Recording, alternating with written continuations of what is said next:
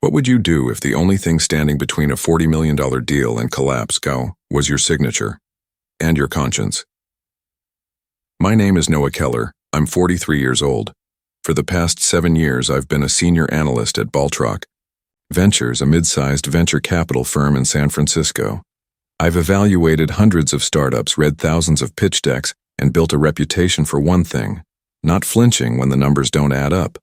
But last quarter, something shifted. A new partner came in with fast deals, bold promises, and zero patience for caution. And then came GlowMatter AI, a startup everyone called the next unicorn. Everyone, except me. That morning, I was handed a due diligence report to sign. My review wasn't finished. Red flags were still unresolved, and the founder had just dodged 3 questions on audited financials. Liam, the new partner, leaned in across the conference table.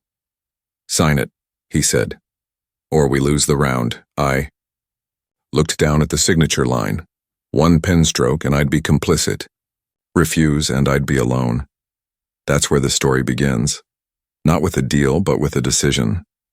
I wasn't always the guy who said no. In fact, earlier in my career, I probably would have signed that document without blinking. But something changes when you've been burned enough times, when you've seen what happens after the champagne toasts and headline-grabbing raises fade. You stop chasing flash. You start listening for what's missing. Before Baltrock Ventures, I spent nearly a decade in investment banking. Late nights, ruthless competition, and constant pressure to close deals that looked good on paper, even when the foundations were cracked. I learned how to read more than numbers. I learned to read people, pressure, and intention. That instinct saved me more than once. 7 years ago, I left banking behind. I was tired of pushing paper for billionaires and wanted to be closer to the real builders, the founders trying to solve actual problems. Baltrock was a boutique firm, selective, respected. They recruited me specifically because I was methodical, cautious. At the time, that was a virtue. Martin Vale, one of the founding partners, became my mentor. He was an old-school operator, ex-engineer turned investor, with a sharp eye and a no BS policy. Martin didn't care about hype. He cared about traction, clarity, and integrity. "Don't fall in love with the product," he used to tell me. "Fall in love with the truth." I took that to heart. Over the years, I became known as the guy who could spot a crack in the foundation before it turned into a collapse.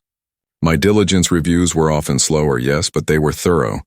Other partners would joke that if I gave a green light, it meant the deal was bulletproof. And I liked that. It gave me purpose in an industry that often confused momentum with meaning, but the industry was changing. Speed became everything. Funds were raising billions overnight. Startups were closing $100 million rounds with barely a working prototype. I started feeling like a relic. Careful, methodical, maybe too conservative for the times. Still, my track record held. I was responsible for vetting some of our firm's highest performing investments. I wasn't flashy, but I was solid. And in venture capital, solid is rare. When Liam Drake joined Baltrock as the newest general partner, I figured we'd balance each other out. He was the growth guy, aggressive, connected, hungry. I was the ballast, the guy who kept the ship steady. What I didn't realize at the time was that Liam didn't want ballast. He wanted fuel. The day he first brushed off my concerns about a founder's missing revenue breakdown, I chalked it up to style. Not everyone likes spreadsheets, but over time, that style started showing signs of something darker. Dismissed risks, sidestepped procedures, and a growing list of companies we were backing with blind optimism and missing data. Still, I kept my head down. I did my work. I trusted the process. Until GlowMatter landed on my desk, and that was the day I realized the process was no longer designed to protect us. It was designed to silence us. Liam Drake arrived at Baltrock like a summer storm, loud, fast-moving, and impossible to ignore. He was in his mid-30s, polished in that Ivy League way, with tailored suits, slicked-back hair, and a grin that suggested he'd already read your entire playbook before you opened your mouth. He came from a high-profile East Coast fund, where he'd helped push 3 startups to rapid exits. That was the headline anyway. What didn't make it into the press release was how many of those exits came at the cost of employee equity, regulatory loopholes, and burned bridges. Baltrock's partners welcomed him like a trophy. Liam was supposed to bring in the next era of growth, faster, bolder, more competitive. And to his credit, he delivered. Within his first 2 months, he sourced 2 deals that turned heads across the valley. The returns looked good on paper, and everyone loves a rising star. Everyone except those of us who read between the lines. At first, I tried to stay out of his way. Let the new guy make noise, I thought. I'd keep doing what I'd always done, dig deep, verify, confirm. But Liam had a different idea of how diligence worked. He'd breeze into meetings with founders, ask 3 big-picture questions, then slap a green light on multi-million-dollar deals. We're wasting time in analysis paralysis, he'd say, grinning. VC is about instinct. What he called instinct, I called recklessness. The first real clash came during the Syntropy bio pitch. I had flagged multiple inconsistencies in their user data, numbers that didn't line up with AWS backend logs. When I raised it in our partner meeting, Liam cut me off mid-sentence. We're not building a trial case, Noah. We're betting on vision. I remember Martin staying quiet, unusually so. The deal went through. 2 quarters later, Syntropy missed all performance targets. We lost $6 million, but Liam kept climbing. He networked hard, spoke at every demo day, took selfies with founders, even launched a weekly podcast about future-forward investing. He was good at optics, and in a world addicted to traction, optics go a long way. Internally, things shifted too. Liam started pushing changes to our diligence pipeline. Fewer steps, shorter review windows, less documentation. He framed it as efficiency. I saw it for what it was, a slow dismantling of the safety rails. He also began reshuffling responsibilities. Junior analysts who asked tough questions were reassigned to support roles. Partners who raised compliance concerns suddenly found their calendar invites mysteriously revoked. And I noticed something odd. Every startup Liam backed seemed to have the same lawyer, the same PR firm, sometimes even the same valuation methodology. It was too consistent to be coincidence. The culture started curdling. Slack channels went quiet. Conversations moved to private threads, and behind the smiles and offsites there was a growing sense that something wasn't right. I tried to bring it up with Martin. One late evening, I stopped by his office and said, "Are you watching how Liam's pushing deals through? We're skipping steps." He looked tired, older than usual, and just said, "Noah, the industry's changing. If we don't adapt, we'll get left behind." That answer stayed with me. I wasn't afraid of change. I was afraid of a future where shortcuts became standard, where truth was treated as an obstacle to profit. And Liam, he didn't just represent that future. He was building it brick by brick right under our feet. Then GlowMatter AI came along, a startup so shiny, so seductive, that every red flag was ignored, except by me. GlowMatter AI arrived wrapped in buzzwords and bravado. The future of neural learning, they called it. A Series B startup claiming to revolutionize machine-brain interfacing for industrial automation. On paper, it looked like the crown jewel of Liam's deal flow. A young, charismatic founder, with MIT credentials, glossy pitch decks filled with exponential projections, and an all-star advisory board stacked with names pulled from LinkedIn's top 1%. I was assigned the diligence. At first glance, everything sparkled. They had recently closed a major pilot with a Fortune 500 logistics company, had secured patents for a proprietary neural layer firmware, and were reportedly in talks with 3 different defense contractors. Their valuation had tripled in 18 months. Liam was already calling it our next unicorn, but I've been doing this too long to be impressed by numbers alone. The first crack came when I asked for the pilot data from the logistics company. I wanted to see performance metrics, latency times, integration errors, test coverage. The folder they sent was glossy but thin, 4 slides, all visuals, no hard data. I followed up for back-end logs. Silence. 2 days later, I received a generic PDF stating proprietary limitations prevented disclosure. That's when my gut kicked. Next, I looked into their customer list. A few names checked out, but others? No verifiable contracts, no press releases, not even NDAs in our shared deal room. I cross-referenced one of their enterprise clients with the company's vendor procurement database. They had no record of GlowMatter, not even as a prospective partner. Then came the equity table. Hidden in the appendix of a slide deck, I noticed something strange. A consulting firm, Dawnbridge Innovations, holding a 4.2% stake. I recognized the name. Dawnbridge was Liam's former employer, a shell firm he'd used in a prior fund to process advisory fees. It didn't prove anything, but it felt dirty, connected. I raised these concerns in our diligence meeting. Liam waved them off. GlowMatter's playing in stealth mode, he said. Of course, things won't be perfect on paper. That's how disruptive tech works. We get in now, or we miss the upside. But the metrics aren't just incomplete, I replied. They're contradictory, and the founder won't clarify any of it. He smiled. Founders don't explain. Every shadow to every flashlight. Sometimes you need to trust the narrative. Trust the narrative. That line stuck with me, because I wasn't chasing narratives, I was chasing facts. And every time I pulled on a thread in GlowMatter's story, it unraveled into something messier. 1 week later, the investment committee voted to approve conditional funding. Liam said he'd personally ensure the remaining gaps were addressed. The term sheet was drawn up, and final diligence fell to me. I still had one task: sign off on the integrity of the report. And that signature would unlock the wire transfer, $40 million in 2 tranches. I told Liam I needed a few more days. He told me I had until morning. That night, I sat alone in my apartment, rereading every email, every attachment, every version of the cap table. The pieces didn't fit, but the pressure was real. If I didn't sign, I'd be the bottleneck, the reason the deal collapsed, the guy who couldn't keep up. But if I did sign, I'd be complicit in something I couldn't defend.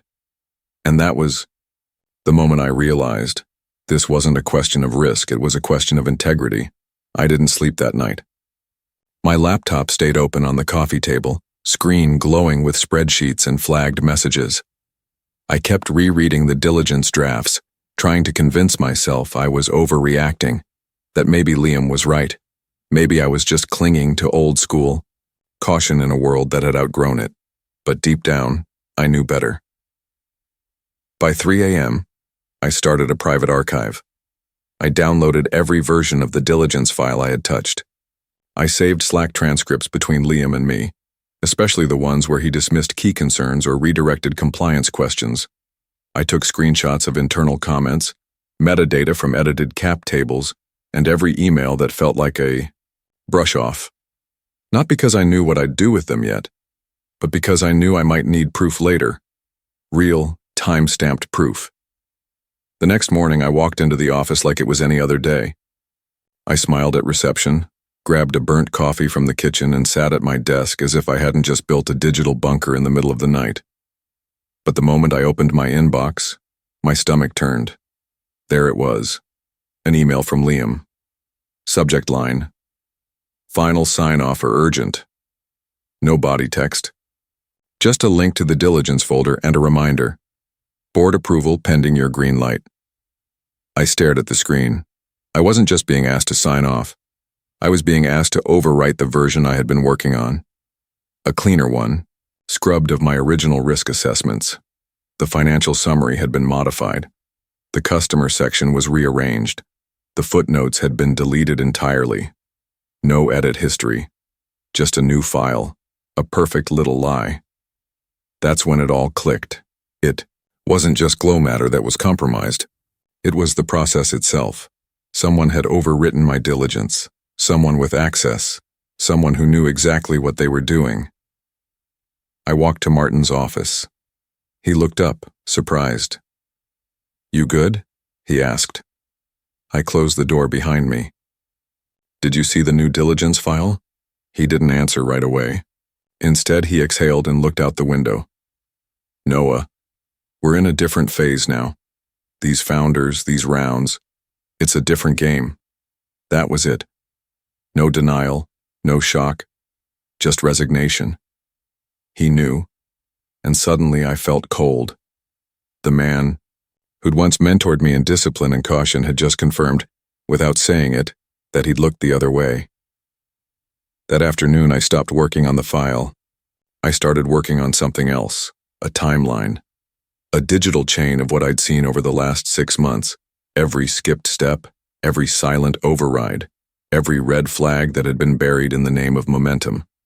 I didn't know exactly where it would lead, but I knew one thing with absolute clarity. I wasn't crazy.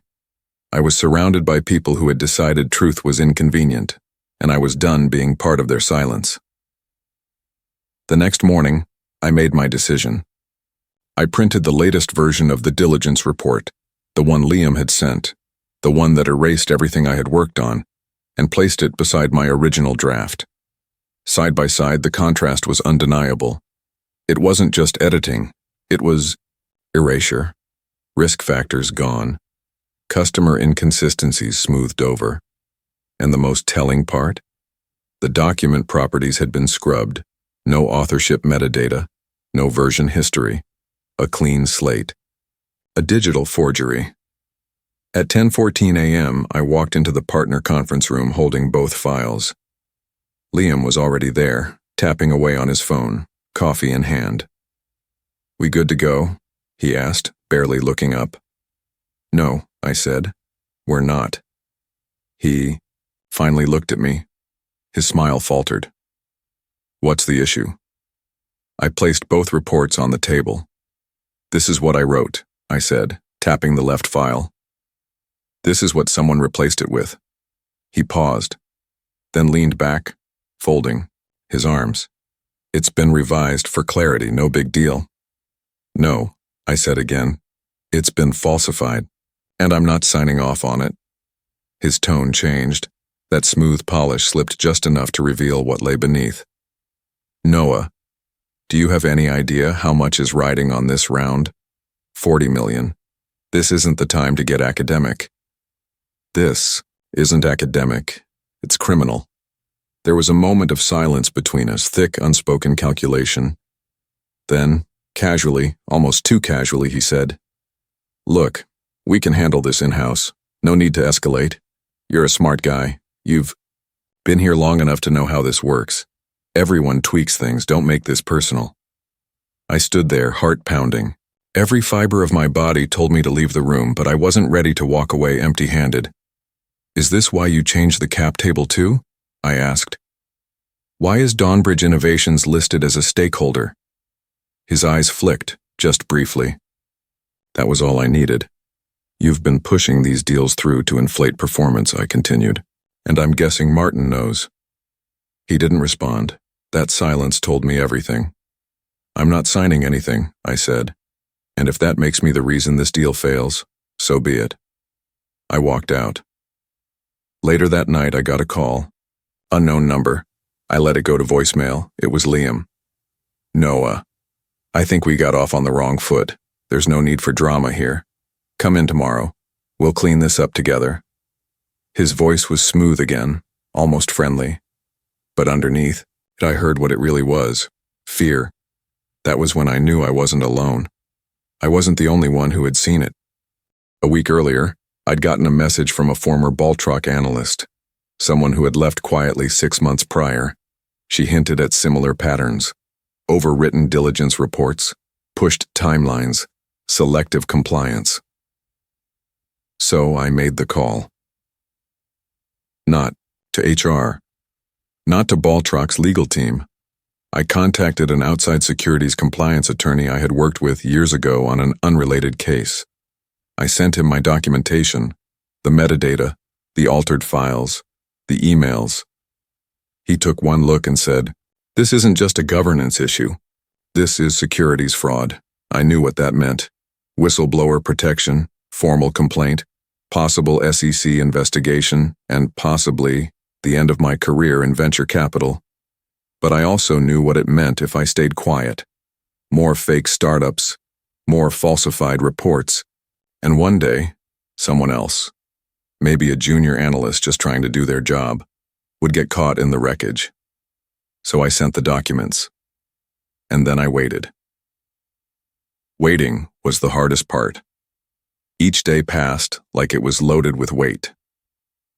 I came into the office. I did my job. I kept my head down. But beneath the surface, everything had shifted. Liam avoided me completely now. No meetings, no hallway chatter, no eye contact. That alone told me the story was moving behind closed doors. Then something unexpected happened. I got an email, anonymous, sent from a Proton mail address. No name, no greeting. Just a PDF attachment with the subject line. You were right. Scanned the document and my heart slowed. It was a private investor memo, meant only for Baltrock's founding partners. In it, there was a breakdown of GlowMatter's cap table. And buried on the second page was a name I hadn't expected. To see Vail Strategic Holdings, Martin's private family office. 2% equity in GlowMatter. It hit me like a slap. The man who had once mentored me on ethics and diligence, the man who used to say, never fall in love with the pitch, had a personal stake in the very company I'd been warning him about. And it wasn't a passive holding. It had been acquired 9 months prior, right around the time GlowMatter's Series A round closed. It explained everything. His sudden silence, his indifference to Liam's shortcuts, the way he brushed off my concerns like dust from a suit jacket. Martin hadn't looked the other way. He was in on it. I dug deeper. Called in a favor from an old colleague who had access to startup investment registries. Vail Strategic Holdings wasn't just invested in GlowMatter. It had minority positions in 3 other startups Liam had pushed through with lightning speed over the past year. All of them had sketchy diligence. All of them had inflated press and questionable retention numbers. They weren't just making risky bets. They were laundering credibility. Liam sourced the deals. Martin funded them privately through Vail. Then they used Baltrock's reputation and capital to blow them up into inflated valuations. Get them acquired fast, take the exit, move the returns quietly through shell structures. On paper, it looked like Baltrock had found its golden goose. In reality, it was a con, built on manipulated data, cozy partnerships, and falsified diligence, and they were using my name, my reports, to sell the illusion. I wanted to confront Martin, but I knew that would be emotional. And emotional was dangerous. Instead, I called the compliance attorney again. This time, I sent him the PDF and the investment crosslinks. He responded within the hour. This isn't just internal fraud. It's securities manipulation. They're building artificial value to influence investment behavior. If we can trace capital flows and prove intent, you have a case for coordinated financial deception. I knew what I had to do. I updated my whistleblower file, labeled every email, every PDF, every version of every altered document. I even included my original meeting notes from my early conversations with Martin, the ones where he told me that diligence wasn't about pressure, it was about precision. And then, I sent it all, not to the SEC this time, to an agent inside the Office of Whistleblower Protection and Investigation. This wasn't just about a failed startup anymore. It was about uncovering a system. And I had the blueprint, the agent assigned to. My case was named Evelyn Tran, sharp, composed, and unsettlingly calm. A former securities litigator turned federal investigator, she didn't waste time on pleasantries. You understand what you're alleging here, Mr. Keller? She asked during our first call. This isn't just non-compliance, you're pointing to structured fraud. If we move forward, we go deep. I nodded, even though she couldn't see me. I've kept everything. Documents, Slack logs, metadata. I've also mapped the funding trail from Vail Strategic Holdings.